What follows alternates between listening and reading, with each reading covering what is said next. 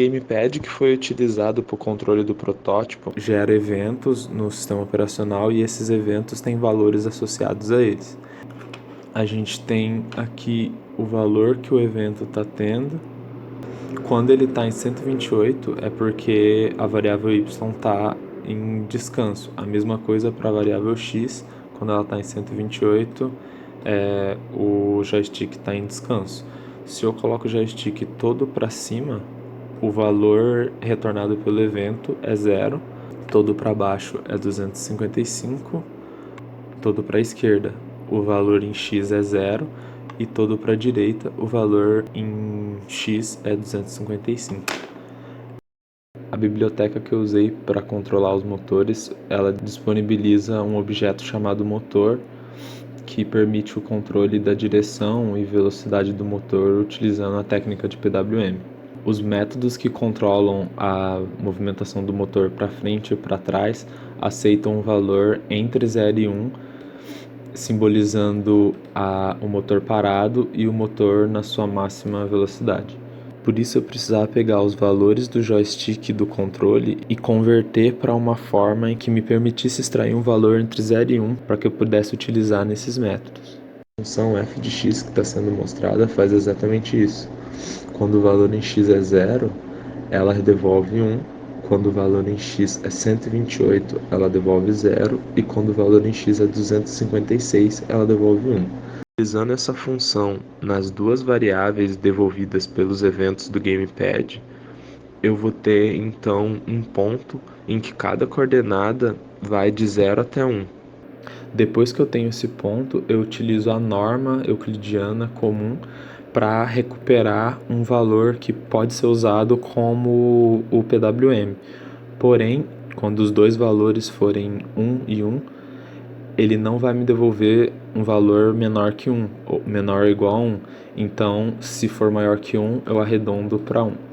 Depois disso, eu passo esse valor para uma variável auxiliar e eu utilizo uma escala logarítmica para mapear esse valor pro PWM que eu vou utilizar no motor. Essa função que converte para uma escala logarítmica é essa aqui, 1 mais o logaritmo desse valor na base 10. Uma escala logarítmica me permite ter um controle melhor se eu quiser movimentar o carro com uma velocidade menor. Como para valores menores que 0.1 eu vou ter valores negativos, eu arredondo para 0 se o valor devolvido por essa conversão for menor que 0. Depois de calculado o valor do PWM, eu passo ele para os motores. Para o controle automatizado, eu escolhi modelar essa variável de PWM. Se eu estiver usando o regressor, essa flag vai estar ligada. Então, nesse loop onde eu recebo os comandos do carro, eu só vou estar calculando o ponto associado à posição do joystick e setando a velocidade do PWM. Na função onde os motores são controlados de fato, que é essa função Motors Controller, eu tenho um loop infinito que, de acordo com a frequência que eu escolher, ele seta os valores de PWM para os motores. Se eu estiver usando o regressor, ele vai então pegar as distâncias que estão sendo lidas pelos sensores e vai me predizer um valor de PWM. E eu vou usar esse valor para setar. Se não, ele vai utilizar aquele valor que foi calculado a partir do ponto.